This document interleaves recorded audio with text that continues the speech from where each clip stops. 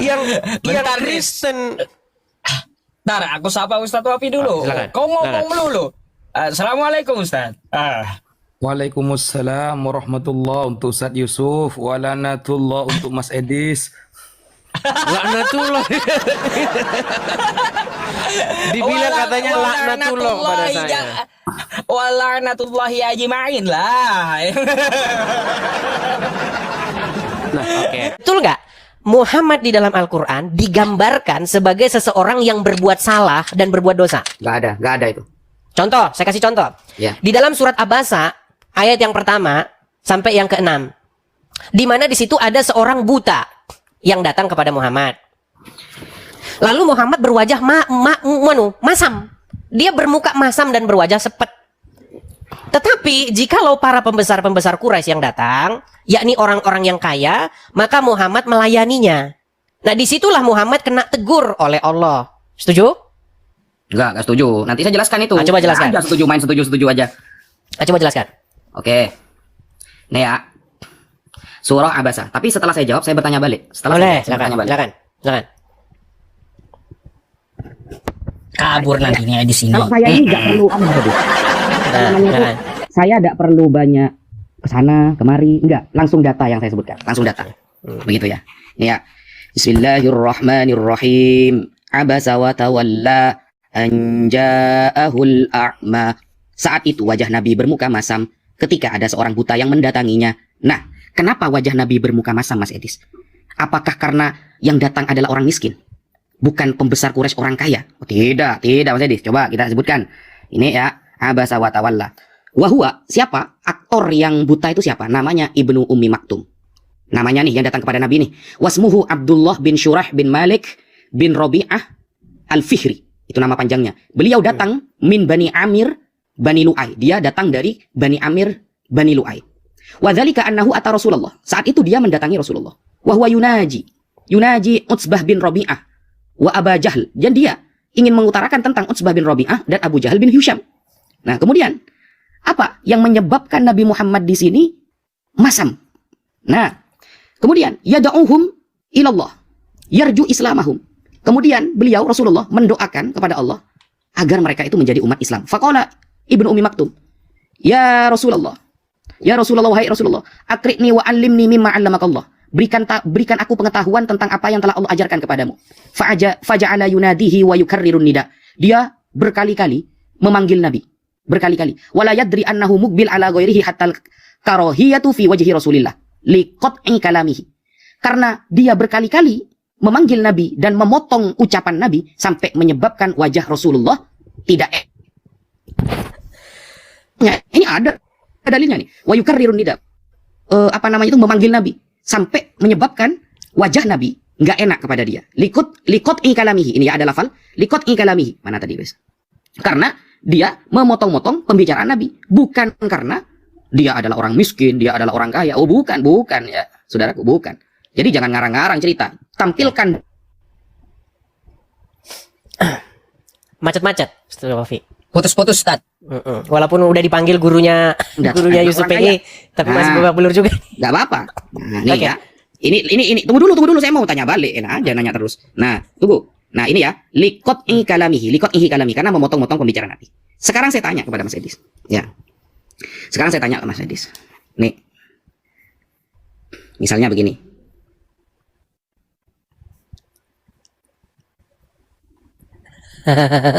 Jangan panik dulu, Des. Yusuf udah panggil juga gurunya. Ditanya, udah panik Edisnya. Jangan panik dulu lah kau. Belum lagi. Misalnya Yesus mengatakan dalam Matius 15 nomor 26. Jawab Yesus kepadanya, kamu bukan orang Yahudi. Jadi ini berbicara etnis nih ya. Sok paling suci sukunya nih. Kamu bukan orang Yahudi. Haleluya. Assalamualaikum warahmatullahi. Salam Aki. Aku kabarkan Injil keselamatan. Bapak Ibu sekalian, ketemu lagi dengan saya Evangelis Avraham Effendi Usman. Bagaimana kabar Bapak Ibu semua? Tentu luar biasa. Yes. Wow, kita itu sangat istimewa. Nah, saudaraku, para pencinta Yesus bahagia dan para pengikut Kristus yang setia, saya ingin mengajak kita semuanya untuk menyaksikan sebuah cuplikan video, sebuah diskusi yang sangat menarik sekali bagi saya antara Bang Edis TV bersama dengan Yusuf PI dan Ustadz Wafi. Ketika Bang Edis masuk ke tempatnya Yusuf PI, lalu terjadi diskusi dan tidak lama kemudian masuklah Wifi. Ketika Ustadz Wifi masuk, si Yusuf PI memberikan salam kepada Ustadz Wifi dan Ustadz Wifi menjawab salam Waalaikumsalam warahmatullahi wabarakatuh kepada Ustadz Yusuf PI dan laknatillah kepada Bang Edis TV sambil dia ketawa. Lalu tambahkan lagi oleh Yusuf PI, laknatillahi jami'an. Seorang ustadz saja bisa berkata seperti itu. Bagaimana dengan orang awam, Bapak Ibu? Apa yang membuat mereka sehingga mereka itu bisa mendoakan Bang Edis TV dan orang lain semuanya yang tidak seiman dengan mereka? Kalau saya melihat kalimat yang diucapkan oleh Yusuf PI, karena jami'an dia dikatakan di situ bahwa artinya itulah semuanya, ya, semua dilaknat oleh Allah. Itu dikarenakan Bapak Ibu sangat berpengaruh sekali apa yang mereka baca, apa yang mereka imani, dan apa yang mereka taati. Seorang ustadz bisa berkata seperti itu, bagaimana dengan orang awam?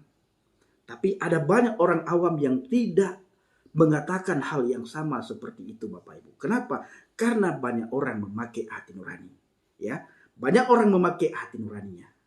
Nah, saudaraku dikasih Tuhan, itu awal masuknya Wifi ke tempatnya Yusuf PI. Wifi berkata, dan laknatillah atasmu, wahai Mas Edis, katanya. Dan ditambahkan lagi sambil ketawa oleh Yusuf PI, laknatillahi jami'an. Artinya semoga dilaknat Allah kalian semuanya. Dua orang ustadz yang sangat hebat, luar biasa adabnya, budi pekertinya, akhlaknya, dan tata kramanya, dan juga pola pikirnya, dan juga karakter mereka yang sangat baik. Karakter seseorang itu bisa dilihat dari tutur katanya, dari sikapnya, dan dari tingkah lakunya. Begitu kira-kira Bapak Ibu. Nah, saudaraku, selanjutnya kita melihat diskusi mereka. Ya, saya akan mengupas sedikit sebelum nantinya kita akan melihat. Ketika mereka bertanya kepada Bang Edis menjawab berdasarkan ayat Alkitab. Dibaca ayat sebelumnya dan dibaca ayat setelahnya, dan Bang Edis tidak lupa melihat judul perikop daripada ayat tersebut. Lalu ketika Bang Edis menanyakan kepada Ustadz Wifi bukan memberikan jawaban berdasarkan apa yang tertulis dalam Al-Quran yang menjadi rujukan mereka. Tetapi mereka ini mengambil rujukan dari orang, di mana orang yang diambil rujukan ini tidak hidup sejaman dengan Muhammad, tetapi hidup jauh setelah Muhammad wafat, Bapak Ibu. Jadi saudaraku, saya ingin katakan kepada kita semuanya, diskusi ini bagi saya benar-benar diskusi yang sangat menarik sekali. Ya, sangat menarik sekali diskusi. Apapun yang ditanyakan oleh Bang Edis bukan dijawab berdasarkan apa yang tertulis dalam kitab sucinya, bukan apa yang tertulis dalam Al-Quranul Karim sebagai pegangan mereka, tetapi diambil rujukan dari orang, dari si penulis, di mana si penulis ini tidak hidup sejaman dengan Nabi yang diimani oleh Wifi dan Yusuf PI CS, Bapak Ibu.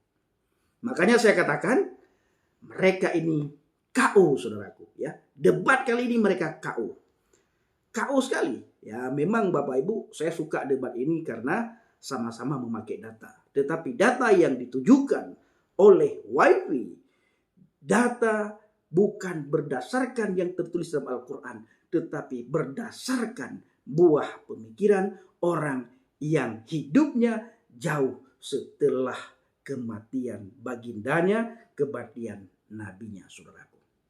Oleh karena itu Bapak Ibu dikasih Tuhan, bagaimana jalannya diskusi? Mari kita nonton sama-sama. Saya tidak ambil full, saudara, karena bagi saya ini mutar-mutar di situ, ya, mutar-mutar di situ. Hanya 40 menit yang saya ambil. Karena banyak sekali yang ditanyakan oleh Bang Edis, itu jawabannya bukan berdasarkan apa yang tertulis dalam Al-Quran, tetapi dari hal-hal yang sudah saya sampaikan tadi. Sementara ketika mereka tanyakan kepada Bang Edis menjawab berdasarkan apa yang tertulis. Dan ini diskusi benar-benar sangat menarik, diskusi yang sangat santai tanpa mencaci maki, tanpa keluar cacian makian ya dari kedua belah pihak. Bagaimana diskusinya? Mari kita sama-sama melihat. Assalamualaikum Ustaz. Waalaikumsalam warahmatullah untuk Ustaz Yusuf. Walanatullah untuk Mas Edis. Laknatullah. Dibilang katanya laknatullah pada saya. Walanatullahi ajma'in lah. Nah, kan di Al-Qur'an kan ada ayat begini Ustaz. Walanatullahi 'alal kadzibin. Untuk orang-orang yang mendustakan ayat-ayat Allah kan begitu. Ya, betul. Padahal yang mendustakan ayat-ayat Allah itu umat muslim sendiri. Oke, saya tanya sama Ustadz Wafi lah. Ustadz Wafi, kita sama-sama setuju ya Ustadz Wafi ya, bahwa setiap kata itu punya definisi. Punya makna. Di dunia ini ada ribuan bahasa, tidak ada satupun kosakata yang tidak punya makna. Setuju? Oke, terus? Oke. Tolong Ustadz Wafi jelaskan kepada saya dan juga kepada umat. Sebenarnya definisi kata Rob itu apa? Mulai dulu ini aja kan dia bahas. Enggak, karena memang ini intinya gitu loh. Intinya itu. Jadi kita itu harusnya sama-sama mengakui Yesus Robnya orang Kristen, Bapa di surga Robnya orang Kristen, Roh Kudus Robnya orang Kristen. Sementara Robnya umat Islam itu Allah dan Muhammad. Jadi kita nggak akan debat lagi. Udah, kita akan saling menghargai, hidup berdampingan. Percaya omongan saya. Coba Ustadz Wafi, apa definisi Rob? Jadi begini Mas Edis. Saya hampir 1 tahun, kalau saya hitung ya, hampir 1 tahun nggak diskusi sama antum. Saya kira antum sudah berkembang gitu loh. Ternyata masih di jalan di tempat. Nggak dijawab. Mundur dia mundur. Mundur. Nggak dijawab. Ya, jadi kata apa definisi Rob? Ya. Robbun itu arti aslinya Robbun itu kan pemilik.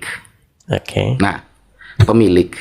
Nah, Pemimpin. Robbun itu kalau dalam bahasa Indonesia biasanya menjadi kata majmu, diidofahkan. Nah, disandingkan. Ketika Robbun itu disandingkan, maka Robbun bisa bermakna 2. Kalau disandingkan nih, bisa bermakna macet Ustadz Wafi. Tetapi ketika lafal Robbun itu sendirian, maka Robbun cuma maknanya 1, yaitu Tuhan. Begitu. Nah, ini namanya bahasa Arab ya. Nah, di dalam Al-Quran, di dalam surah Yusuf misalnya, itu ada Robbun yang bermakna raja, karena disandingkan kepada sebuah kalimat, sebuah kata. Di sisi lain, di dalam Al-Quran ada ayat Rabbus samawati wal ardh, Tuhan yang menciptakan langit dan bumi. Nah, karena disandingkan, jadi punya 2 makna dia. Bisa untuk Tuhan, bisa untuk makhluk. Sama seperti di dalam Bible. Di dalam Bible nih, ketika disandingkan, Robbun itu bisa bermakna beda selain Tuhan. Seperti para suami yang harus ditaati oleh istri-istrinya. Itu para suami wajib ditaati oleh istri-istrinya sebagai Robbun, sebagai Tuhan. Kalau di dalam Bible. Itu jawaban saya. Monggo. Baik. Jadi begini Ustadz Wafi. Lalu dalam keadaan seperti apa atau apa syarat-syaratnya sehingga seorang manusia itu bisa disebut sebagai Rob? Betul nggak? Dia harus seorang pemimpin. Dia harus seorang pengatur. Dia harus seorang yang menetapkan. Setuju nggak bahwa ketika seorang mendapatkan mempunyai kedudukan yang seperti itu maka dia bisa dipanggil sebagai Rob? Atau Ustadz Wafi sendiri jelaskan dalam keadaan atau syarat-syarat apa yang harus dipenuhi seseorang supaya dia bisa dipanggil Rob? Pemanggilan Rob itu tidak harus dia menjadi seorang pemimpin. pemanggilan Rob itu tidak harus dia menjadi seorang raja. Kan sudah saya jelaskan di awal. Rob itu berbeda dengan status. Beda ya. Status, kalau yang saya bahas tadi itu adalah makna dari lafal, bukan status. Kalau status yang dibahas bukan makna lafal, maka suami itu bisa disebut dengan Robbul Mar'ati, pemilik seorang perempuan, suaminya. Itu ada di dalam Bible berbahasa Arab. Nah, saya coba yang ini Ustaz. Saya punya uang ya, nih. Maka saya bisa disebut dengan Robbul Mali, pemilik uang. Betul. Begitu saja sebenarnya. Oke, berarti kalau seorang memimpin, menetapkan, maka dia menjadi Rob juga ya? Apa ini? Pemimpin apa? Kan harus ada dua kata kan? Misalnya begini, ada satu kelompok nih. Ada satu kelompok. Nah, di mana kelompok ini kan punya kepala. Kepala itu pemimpinnya, dia yang menetapkan. Dia yang mengatur, dia yang mimpin. Nah, maka dia itu dapat disebut sebagai Rob nggak? Oh, beda bahasa Arabnya. Kalau pemimpin di sebuah kelompok, itu di dalam bahasa... Ketakutan mereka. Loh, enggak, benar. Nah, Jadi cari di majalah misalnya. Bentar deh sama Ustadz. Atau di Al-Quran. Ustadz Wafi, Ada saya aman. tutup dulu. Ustadz Wafi, bentar sebelum ditanggapi, saya tutup kamera dulu dan saya diam. Nanti kesannya kan keroyokan katanya. Nah, jadi saya diam ya sama Ustadz Wafi dulu ya, teman-teman. Lanjut. Setuju. Oke. Jadi begini Ustadz Wafi. Nah, Tadi kan saya Anda itu Mas Edis, mendefinisi. tunggu dulu ya. Saya itu Mas Edis, membaca majalah bahasa Arab, membaca kitab bahasa Arab itu bukan setahun 2 tahun, 9 tahun. 9 tahun. Jadi saya tidak pernah menemukan dalam konteks bahasa Arab pemimpin di sebuah kelompok kecil itu sebutannya Rob, bukan. Kalau kelompok besar? Itu ada istilahnya qaid, pembimbing. Kalau Ada kelompok besar? istilahnya imam. Apa? Kalau di kelompok besar bisa disebut sebagai Rob nggak? Nah, kalau di kelompok besar biasanya sebutannya sayyid. Oke. Lalu kenapa itu di dalam surat Yusuf itu dia disebut sebagai Rob? Itu raja, bukan pemimpin kelompok, raja. Di mana dia dikatakan raja? Nggak ada di situ dikatakan raja dia. Duh, kan Al-Quran pakai bahasa Arab, Dis. Bukan, di dalam surat Yusuf ayat 23 itu Tidak ketika mungkin lah di Yusuf. surat Yusuf tertulis raja, Dis. Kan ini Oke, bahasa Arab, gini aja dah. kan? Gini aja dah, biar enak kita. Menurut Al-Quran berapa robnya Nabi Yusuf? Robnya Nabi Yusuf satu. Robnya Nabi Yusuf satu. Kenapa di dalam surat Yusuf ayat 23 dia punya 2 rob? Oh enggak, yang jaga penjara saat Nabi Yusuf nitip salam itu konteksnya. Tapi dia bilang Robbi loh. Oh, coba cek di ayatnya. Coba Oke, cek. saya tampilkan ya surat Yusuf ayat 23 ya. Oke, Yusuf 23. Setelah ini saya tanya balik ya. Boleh. Harus. Kadang-kadang kita itu debat kusir nggak berujung ya karena begini nih. Oke, saya balikkan dulu kamera saya ya. Tar. Kau minta besarin nggak? Oh boleh dibesarin Sob, biar enak Sob, biar kelihatan Sob. Oke ya. Ini surat Yusuf ayat 23 ya.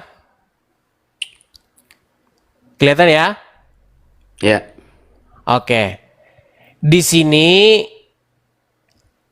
jelas-jelas dia kata-kata ya innahu nih. Aduh, sebentar. Sabar. Tidak ada internet. Sabar Sob, tenang. Nih ya. Kelihatan nggak kata-kata innahu rabbi, betul nggak? Terus?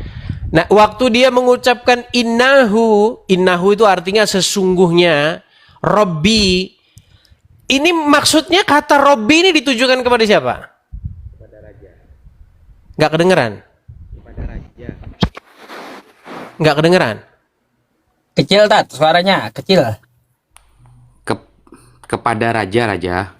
Oke, berarti ditujukan kepada manusia, betul? Ya, manusia. Nah, waktu dia bilang Robbi itu manusia, Allah termasuk Robbinya juga nggak? Iya, terus Berarti berapa Robnya Nabi Yusuf di sini? gini, boleh saya jawab? Boleh nggak saya jawab nih? Gini, sebelum dijawab, saya cuma bilang begini. Gini, Ustadz, yang menjadi keprihatinan saya, ketika kita menyebut Yesus sebagai Tuhan, Bapa di surga sebagai Tuhan, itu sebenarnya sama kayak begitu loh, Ustadz. Jadi Yesus itu Rob kami, Bapa di surga juga Rob kami, begitu. Oh, paham. Maksud Anda, kata Tuhan yang disematkan kepada Yesus bukan Tuhan penguasa, tapi hanya sekedar pimpinan di bumi, gitu. Emang definisi Tuhan itu apa? Lah, kan gini, Anda bertanya ke saya, seolah-olah Rabbun itu ada yang manusia, ada yang sang penguasa segalanya. Nah, itu sama Tergantung seperti kami. Rob itu siapa dulu gitu loh. Tunggu dulu. Ini saya perjelas dulu. Anda mengatakan sama seperti kami, Ustadz. Mengatakan Yesus itu sebenarnya Tuhan, Bapa Allah Tuhan. Berarti, kalau boleh saya simpulkan, Yesus menurut Anda bukan Tuhan sang penguasa semesta, bukan ya? Berarti sekedar pemimpin umat di bumi, begitu? Ustadz, tidak ada definisi Tuhan yang artinya itu pencipta langit dan bumi, Ustadz. Rob itu, Tuhan itu definisinya adalah seseorang atau sesuatu yang kepadanya kita menaklukkan diri. Tuh, berarti Yesus menurut Mas Edis sama seperti status Robbi yang bermakna raja di surat Yusuf. Bapa di sorga juga statusnya begitu, sama juga. Sama. Bukan berarti- cuma Yesus aja, Bapa di sorga juga statusnya juga Rob yang seperti itu. Karena definisi Rob itu ya itu. Berarti Bapak di surga pun bukan penguasa langit dan bumi. Agak berat ini Lah, definisinya. kan Rob juga. Kan disebut Rob juga. Begini loh Ustadz, kita itu bukan membicarakan sesuatu yang di luar yang sedang kita bahas. Definisi Rob atau definisi kurios adalah Kurios. apapun yang kepadanya kita menaklukkan diri. Begitu loh. Berarti Bapak di Jadi- surga dan Yesus bukan penguasa dalam konteks disebutan Rob ya. Siapa bilang? Ini makanya saya bilang diskusi kita ini agak katanya- sulit gini. Biar Ustadz paham yang ada di dalam kepala saya. Gini loh. Kalau Ustadz tanya sama saya atau sebenarnya pengertian Al-Qur'an sendiri, setan itu bisa jadi robnya seseorang nggak? Bisa. Bisa, makanya sekarang itu tergantung apakah kita menjadikan dia sebagai rob kita gitu loh. Makanya sebenarnya begini Ustadz, apa yang saya temukan dari Al-Quran dan yang saya temukan dari Al-Quran dan Alkitab itu sebenarnya ya sama aja. Bahwasanya seseorang itu kalau dia mau jadi orang yang Kristen sejati, dia itu harus mengambil Bapa di surga sebagai robnya dengan perantaraan firman-Nya atau anaknya yang diutus ke dunia. Dan juga dengan perantaraan Roh Kudus-Nya. Jadi Yesus dan Roh Kudus itu Rob yang datang daripada Bapa di surga. Jadi dengan menjadikan Yesus Tuhan, dengan menjadikan Yesus Rob, itu tidak menjadi kemusyrikan seperti yang ada di pikirannya orang Islam. Karena orang Islam sesungguhnya melakukan hal yang sama. Mereka menjadikan Sekarang saya tanya balik Muhammad... ya. Oke, mereka menjadikan Muhammad sebagai robnya. Bagaimana cara umat muslim menjadikan Muhammad sebagai robnya? Dengan cara tahluk, patuh, taat kepada Muhammad. Makanya ketika Muhammad berkata, orang muslim harus berseru, sami'na wa ta'na. Kami mendengar dan kami taat. Intinya sama aja kok. Jadi intinya Ya. Islam Paham. menuhankan Allah dengan perantaraan Muhammad, Kristen menuhankan Bapa di surga dengan perantaraan Yesus dan Roh Kudus. Oke. Selesai diskusi kita. Oke. Silakan. Berarti kalau boleh saya simpulkan begini Mas Edis. Islam menuhankan Allah melalui jalur Nabi Muhammad. Muhammad. Ya. Berarti apapun yang diperintahkan Nabi Muhammad itu statusnya diperintahkan oleh Allah. Betul. Nah, pandangan Islam Mas Edis, Allah ini sang penciptanya. Nabi Muhammad adalah wasilahnya. Nah, kalau memang sama seperti itu, berarti pemahaman Mas Edis di dalam kekristenan adalah Bapa adalah sang penciptanya, Yesus hanya seorang utusannya. Tidak ada bagian dari Bapa, tidak disebut sama seperti Bapa, tapi dia hanya pemimpin yang diperintahkan untuk mengabarkan saja. Betul seperti itu berarti? Enggak betul juga. Duh, gimana kok gak betul? Katanya Iya, karena apa? Karena begini, kita itu gini, yang sering kita salah ini pahami antum itu gini sudah loh. hampir jadi Islam loh sekarang. Begini, yang sering kita yang salah pahami itu, kita tidak bisa membedakan sang pencipta dengan Tuhan, gitu loh. Gini, Ini makanya antum sudah begini hampir Ustadz. jadi orang Islam barusan. Dis. Gini Ustadz, Hampir biar sedikit lagi, enak coba. kita Ustadz Wafi. Bisa nggak seseorang ganti sang pencipta? Gak bisa. Nggak bisa. Bisa nggak seseorang ganti Tuhan? Gak bisa. Nah, ini makanya kita debat kusir. Padahal di dalam Al-Quran, orang itu bisa ganti Tuhan. Makanya ada orang yang Tuhannya itu bukan Allah. Yang Tuhannya itu adalah hawa nafsunya. Yang Tuhannya itu adalah patung. Yang Tuhannya itu adalah ulama. Makanya ganti Tuhan itu bisa. Tetapi ganti sang pencipta tidak bisa. Makanya Ya, kita debat kusir terus di sini, Ya, Ustadz. makanya titik tekan saya bahwa status Nabi Muhammad dengan status Yesus itu sama, kata Mas Edis. Jadi dia ini hanya Pengertiannya. Iya, hanya Bukan statusnya yang sama, pengertiannya sama. Iya, maksudnya itu tugasnya sama, status pengertiannya sama. Nah, berarti ketika kita mentaati Nabi Muhammad yang notabene-nya perintah itu datang dari Allah, Mas Edis mentaati Yesus yang notabene perintahnya datang dari Sang Bapa. Bapa di surga. Berarti Yesus dengan Nabi Muhammad adalah utusan Sang Pencipta. Begitu. Saya betul? tidak mengakui Muhammad utusan sang pencipta. Itu Nah. masalahnya. Bukan, perbandingan kamu tadi. Perbandingannya kurang lebih ya. Berarti Yesus ini utusan, Nabi Muhammad utusan. Jadi mereka adalah utusan. Di balik Betul. mereka ada sang pencipta yang mengutus dan mengatur mereka, betul? Ya, tetapi dalam konsep ini saya tidak mengakui bahwa Allah itu sang pencipta dan Nah, Muhammad dalam konteks utusan ini sang berarti- pencipta gitu. Iya, saya tidak sedang bahas itu. Yang saya bahas adalah status kedudukan Nabi Muhammad dengan Yesus sama-sama utusan. Kamu kan mengatakan kita tidak perlu berdebat lagi Ya. kalau sudah sepakat, kan begitu? Ya, nah masalahnya begini sekarang. Masalahnya kenapa kita tidak mengikuti Yesus, malah mengikuti Muhammad? Karena kalau mengikuti Muhammad, maka kita itu akan seperti Muhammad. Setuju nggak? Oh, berarti kalau kita mengikuti Yesus, kita akan sama seperti Yesus, kena salib juga nanti. Inilah. Berarti kalau mengikuti Muhammad, kita akan seperti Muhammad tinggal di Arab. Oh iya dong. Iya dong. Jadi begini, maksudnya begini. Mengikut itu maksudnya seperti apa sih? Mengikut itu maksudnya kita itu Sekarang temanya begini. meneladani. Temanya begini. Lebih pantas mana mengikuti Nabi Muhammad atau mengikuti Yesus? Ah itu, gitu. Oke. Jadi intinya itu sebenarnya begini.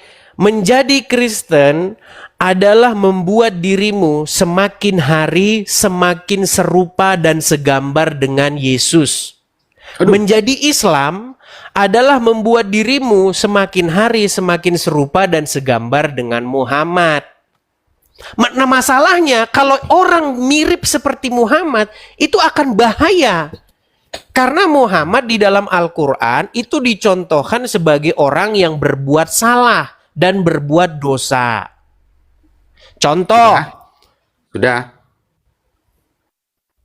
Betul nggak kalau Muhammad di dalam Al-Quran itu berbuat salah dan berbuat dosa?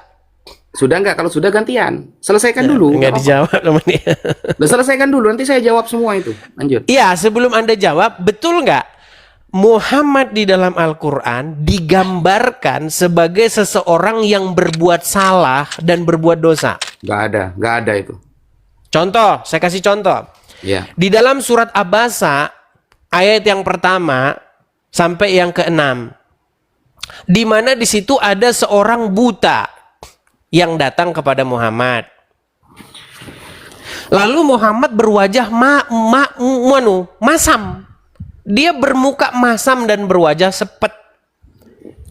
Tetapi jikalau para pembesar-pembesar Quraisy yang datang, yakni orang-orang yang kaya, maka Muhammad melayaninya. Nah, disitulah Muhammad kena tegur oleh Allah. Setuju? Nggak setuju. Nanti saya jelaskan itu. Coba jelaskan. Aja setuju, main setuju aja. Coba jelaskan. Oke. Nih ya.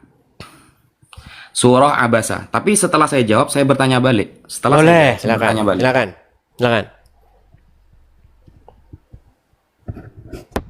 Kabur nanti ini di sini. Kalau saya ini nggak perlu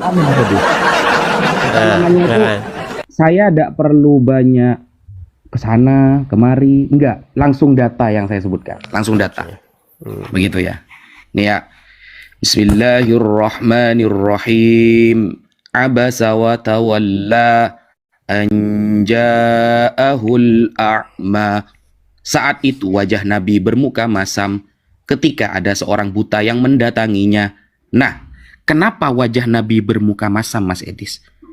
Apakah karena yang datang adalah orang miskin? Bukan pembesar Quraisy orang kaya? Oh, tidak Mas Edis. Coba kita sebutkan. Ini ya, abasa wa tawalla. Wahua, siapa? Aktor yang buta itu siapa? Namanya Ibnu Ummi Maktum. Namanya nih yang datang kepada Nabi nih. Wasmuhu Abdullah bin Shurah bin Malik bin Rabi'ah Al-Fihri. Itu nama panjangnya. Beliau datang min Bani Amir Bani Lu'ay. Dia datang dari Bani Amir Bani Lu'ay. Wadzalika annahu ata Rasulullah. Saat itu dia mendatangi Rasulullah. Wahwa yunaji Utsbah bin Rabi'ah wa Aba Jahl. Dan dia ingin mengutarakan tentang Utsbah bin Rabi'ah dan Abu Jahal bin Hisham. Nah, kemudian apa yang menyebabkan Nabi Muhammad di sini masam? Nah, kemudian yad'uhum ilallah yarju islamahum. Kemudian beliau Rasulullah mendoakan kepada Allah agar mereka itu menjadi umat Islam. Faqala Ibnu Ummi Maktum, Ya Rasulullah, wahai Rasulullah, akri'ni wa 'allimni mimma 'allamakallah. Berikan aku pengetahuan tentang apa yang telah Allah ajarkan kepadamu. Faja'ala yunadihi wa yukarrirun nida. Dia berkali-kali memanggil Nabi. Berkali-kali. Wala yadri annahu mukbil ala ghairihi hatta karahiyatu fi wajhi Rasulillah liqat'i kalamihi. Karena dia berkali-kali memanggil Nabi dan memotong ucapan Nabi sampai menyebabkan wajah Rasulullah tidak ini ada dalilnya nih. Wa yukarrirun nida.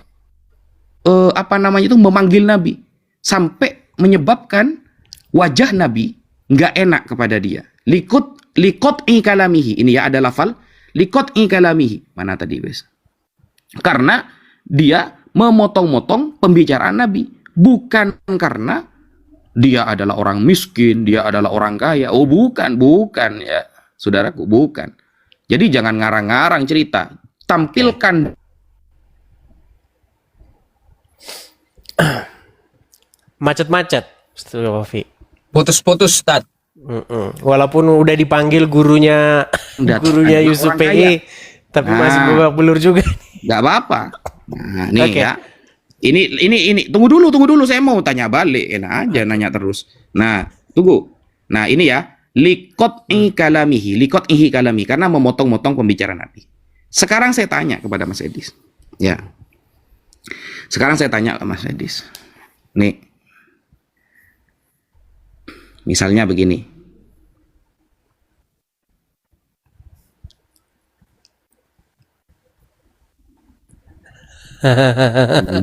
Jangan udah panggil. panik dulu, Des.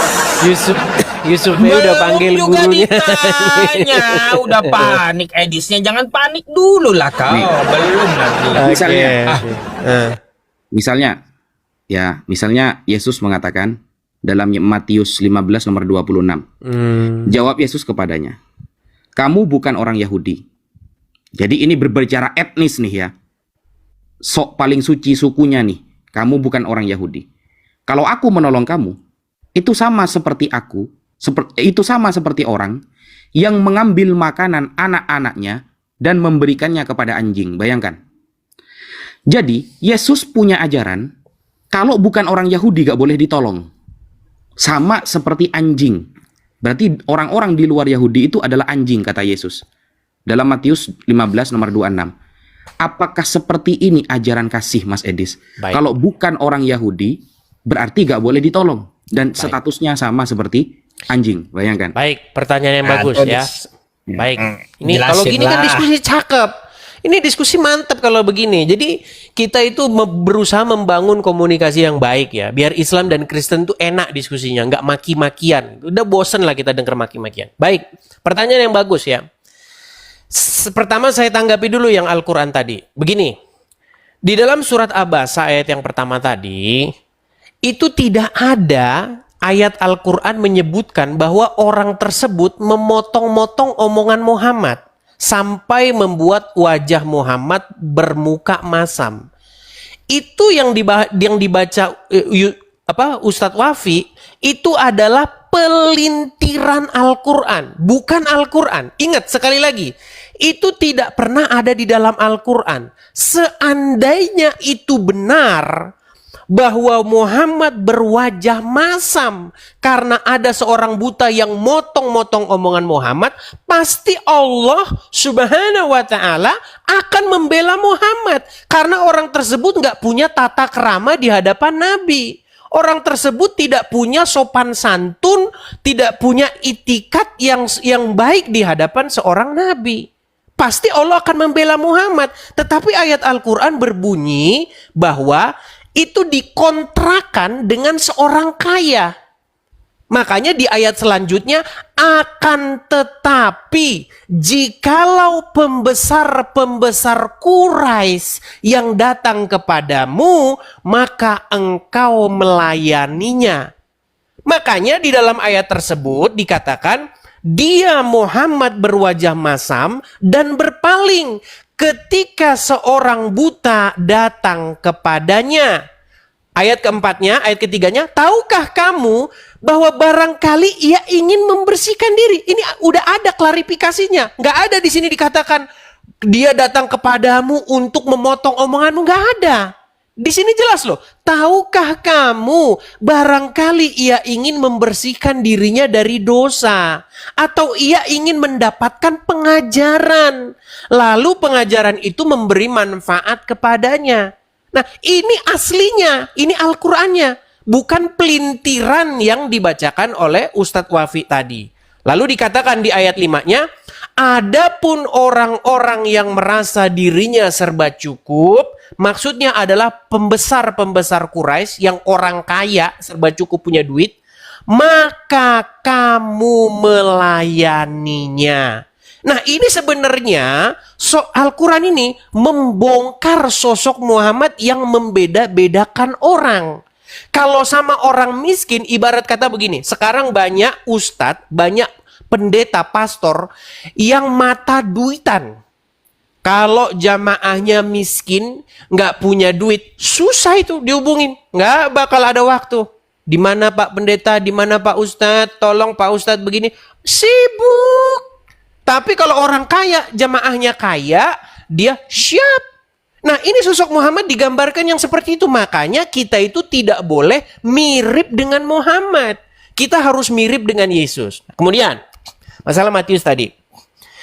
Di situ kalau kita baca konteksnya, itu adalah peristiwa di mana seorang perempuan Kanaan datang kepada Tuhan Yesus. Dia memohon kepada Tuhan Yesus sesuatu. Harus dibaca sampai selesai loh. Baca sampai selesai. Terima kasih, terima kasih. Ketika kita membaca itu secara utuh, di situ perempuan Kanaan itu meminta sesuatu kepada Yesus, tetapi Yesus mencobai perempuan Kanaan itu dengan kata-kata seperti ini. Tidak baik memberikan roti yang diperuntukkan untuk anak-anak lalu melemparkannya kepada anjing. Itu adalah sebuah perumpamaan. Sama seperti ketika orang Indonesia ngomong ada udang di balik batu. Bukan berarti si itu udang, enggak. Nah, kemudian perempuan itu menanggapi Tuhan Yesus. Tetapi anjing itu pun makan dari remah-remah yang jatuh dari meja tuannya. Tahu nggak apa respon Tuhan Yesus pada akhirnya? Dia membenarkan seorang perempuan Kanaan tersebut. Makanya dibaca secara penuh. Makanya Tuhan Yesus mengasihi baik orang-orang Yahudi maupun perempuan Kanaan sekalipun. Begitu. Makanya dibaca yang utuh. Silakan. Jadi begini teman-teman, bedanya nih jawaban saya dengan Mas Edis. Kalau jawaban saya diambil dari namanya tafsir Ma'alimut Tanzil. Para ulama, pakar dalam Al-Quran. Sedangkan jawaban Mas Edis tentang Bible, kita dengar dari seorang Edis TV. Jadi begitulah ya. Jadi ketika Mas Edis melarang kita untuk memberikan pemahaman Al-Quran dari para ulama, secara tidak langsung, dia sedang menjelaskan Bible-nya sesuai otaknya dia, sesuai kehendaknya dia. Nah, ini bedanya. Islam itu dalam memahami konteks apapun di dalam Al-Quran, kita serahkan kepada ahlinya, Mas Edis. Namanya para ulama. Jadi kita tidak bisa mau memaknai Al-Quran, kelemahan kita dalam bahasa Arab, lalu dimaknai oleh ulama yang pakar bahasa Arab, beliaulah yang tahu konteksnya. Sedangkan ketika Mas Edis menolak ulama nih keterangannya, Anda hanya pakai terjemahan. Di sisi lain, Anda memaknai Bible Anda sesuai kehendak Anda sendiri. Kalau misal yang datang kepada Nabi Muhammad adalah orang kaya, lalu Nabi Muhammad itu senang, ahlan wa sahlan kalau orang kaya, maka tidak mungkin ada surah Al-Kafirun. Kita cek surah Al-Kafirun yang datang orang-orang pembesar Arab semua yang menawarkan kepada Nabi. Apakah Nabi kemudian ahlan wa sahlan, selamat datang wahai saudaraku, lalu Nabi itu kayak senang gitu kedatangan orang kaya? Oh tidak, saudaraku. Kita lihat ya. Bismillahirrahmanirrahim. Qul ya ayyuhal kafirun. Katakanlah wahai Muhammad, wahai orang-orang kafir, la a'budu ma ta'budun. Aku tidak akan menyembah apa yang kalian sembah, wala antum a'biduna ma a'bud, dan kalian tidak akan menyembah apa yang aku sembah. Ini jawaban tegas ketika siapa yang datang kepada Nabi, ini ya, nazalat fi rahtin min Quraisy. Ini datang ketika utusan-utusan pembesar Quraisy datang kepada Rasulullah. Salah satunya adalah Al-Harith bin Qais As-Sahmi. Kemudian Wal-As bin Wa'il. Kemudian Al-Walid bin Al-Mughirah. Wah, ini orang-orang kayanya. Ini pimpinan ini. Pimpinan Quraisy yang kaya-kaya ini yang datang ini. Kemudian bin Abdi Yaghuth. Kemudian Wal-Aswad bin Al-Muttalib bin Asad. Wa Umayyah bin Khalaf.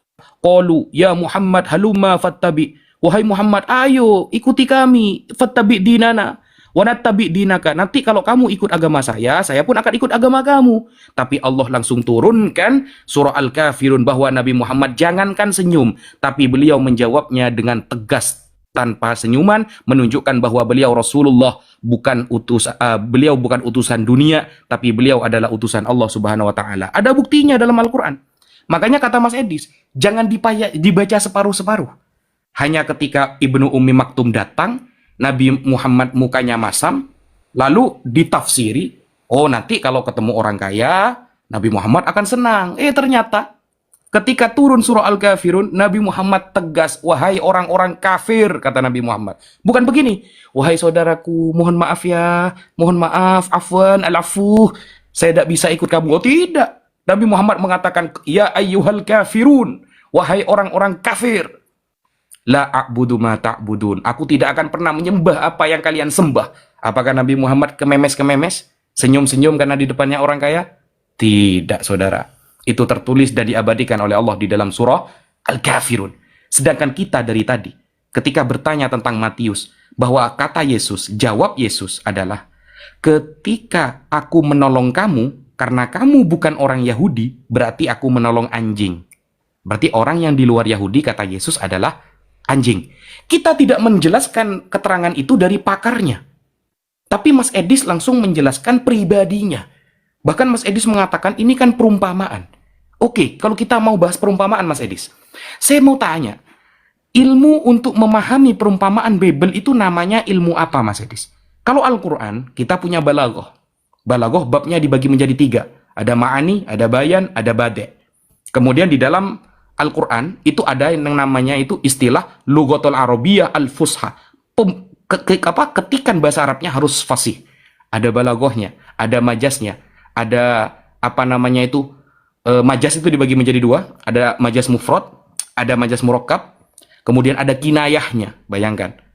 Perumpamaannya ada, namanya ilmu balaghah. Sekarang saya tanya nih sama Mas Edis. Kita dengarkan ada 34.000 orang. Saya pengen nanya ilmu majaz, ilmu perumpamaan untuk memahami bahasa Yesus. Namanya ilmu apa dan ilmunya terbagi menjadi berapa? Silahkan dijawab Mas Edis. Baik. Ilmu Alkibul lah, Tat. Baik, agak sedikit melebar ini Kalau kemana-mana. di Bible itu ilmu Alkibul itu. Sup, kamu diem aja lah Sup. Kamu udah panggil gurumu ini karena kamu nggak mampu berdebat dengan saya. Oke, baik. Saya jawab ya. Jadi begini, ini sangat-sangat memprihatinkan ya. Karena tadi Ustadz Wafi mengatakan begini, inilah kami Islam. Saya menjawab berdasarkan tafsir. Saya menjawab berdasarkan kitab. Sementara Edis menjawab berdasarkan pikirannya sendiri. Ini ada kesalahan fatal di sini. Begini.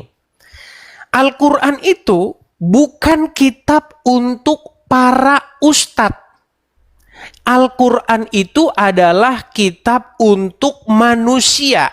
Sementara umat muslim telah membuat Al-Quran itu hanya untuk ulama-ulama saja. Tidak boleh orang-orang seperti Ustadz Wafi, Yusuf PI pakai akalnya, tidak boleh pakai pikirannya. Harus pakai pikirannya ulama-ulama. Nah, pemahaman seperti ini teman-teman, apalagi di Indonesia, itu sudah dicekokin dari orang itu masih kecil.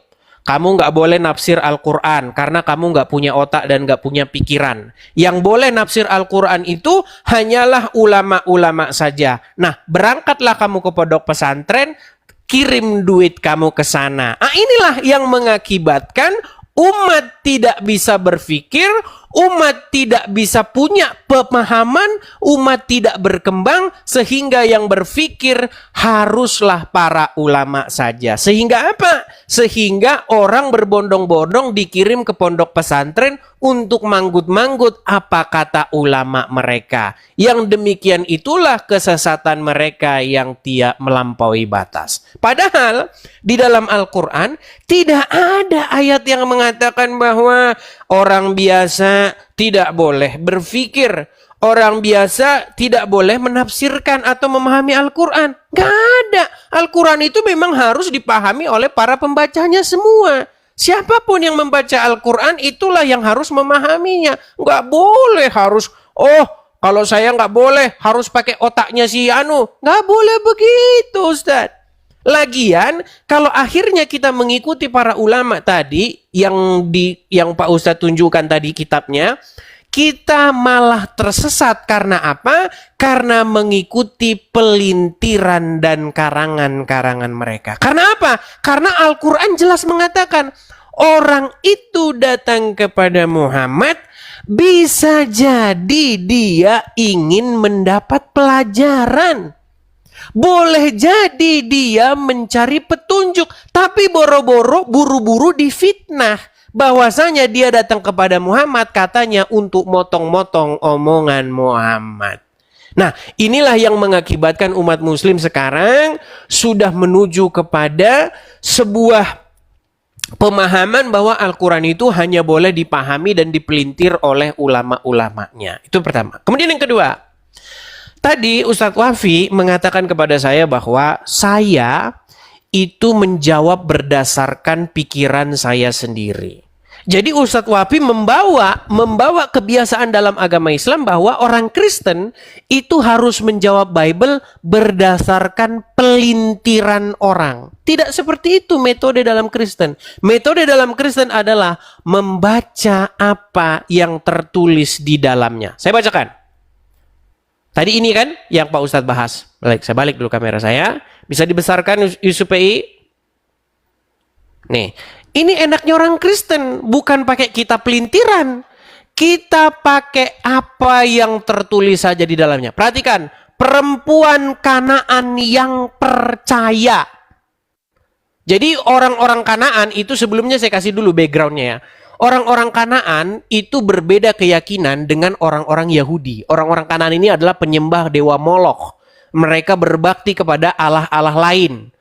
Dikatakan, lalu Yesus pergi dari situ dan menyingkir ke daerah Tirus dan Sidon. Maka datanglah seorang perempuan Kanaan dari daerah itu dan berseru, kasihanilah aku ya Tuhan, anak Daud, karena anakku perempuan kerasukan setan dan sangat menderita. Tetapi Yesus sama sekali tidak menjawabnya. Lalu murid-muridnya datang dan meminta kepada Yesus, suruhlah ia pergi. Ia mengikuti kita dengan berteriak-teriak. Jawab Yesus, aku diutus hanya kepada domba-domba yang hilang dari umat Israel. Tetapi perempuan itu, perhatikan, jangan selesai. Kalau umat Muslim kan kalau baca sampai sini doang. Ya. Lanjut. Untuk mohon maaf nih, umat Muslim sering membaca sampai di sini titik. Untuk apa? Untuk bersyahwat rohani. Iya, ada apa-apa. Tenang, biar saya selesaikan. Saya selesaikan dulu. Kenapa umat Muslim berhenti sampai sini? Karena sampai di sini mereka sudah ereksi syahwat rohaninya. Makanya dia nggak mau baca ayat selanjutnya. Karena di ayat selanjutnya ini akan menempeleng mukanya mereka. Perhatikan. Jawab Yesus, aku diutus hanya kepada domba-domba yang hilang dari umat Israel. Tetapi perempuan itu mendekat dan menyembah dia sambil berkata, Tuhan, tolonglah aku. Tetapi Yesus menjawab, tidak patut mengambil roti yang disediakan bagi anak-anak dan melemparkannya kepada anjing. Kata perempuan itu, benar Tuhan, namun anjing itu makan remah-remah yang jatuh dari meja Tuhannya. Apa kata Tuhan Yesus? Ini jawabannya, ini jangan dibuang. Maka jawab Yesus, maka Yesus menjawab dan berkata kepadanya, hai ibu, besar imanmu, maka jadilah kepadamu seperti yang kau kehendaki. Dan seketika itu juga anaknya sembuh. Perhatikan ini. Apakah di sini Tuhan Yesus mencampakkan perempuan itu, mengatakan bahwa perempuan itu nggak pantas dia menerima roti itu? Akhirnya apa? Besar imanmu ibu, terjadilah apa yang kau kehendaki. Ini luar biasanya. Makanya kalau baca itu, sebentar, saya balikan dulu kamera saya.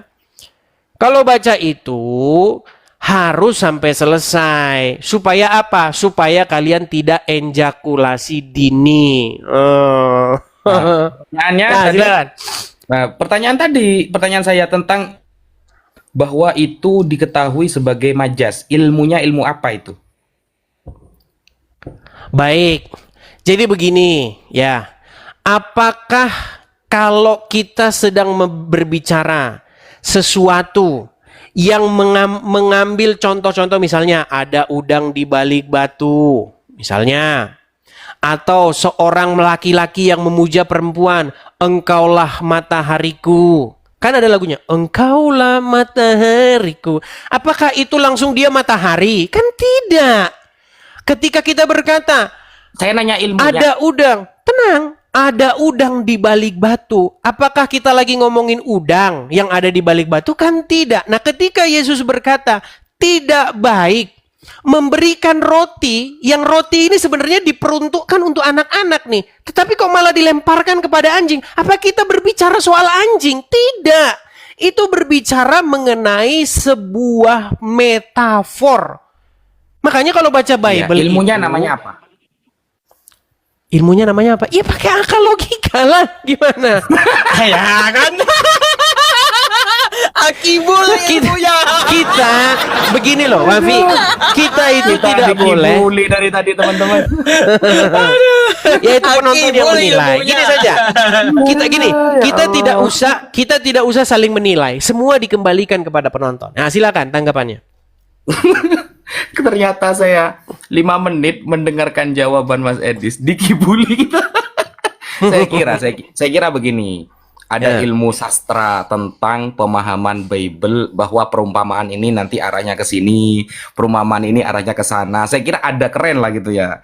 Karena begini Mas Edis, kita disajikan kitab suci Bible dalam pandangan Anda ya, itu dalam berbahasa Indonesia, sudah berbentuk bahasa Indonesia.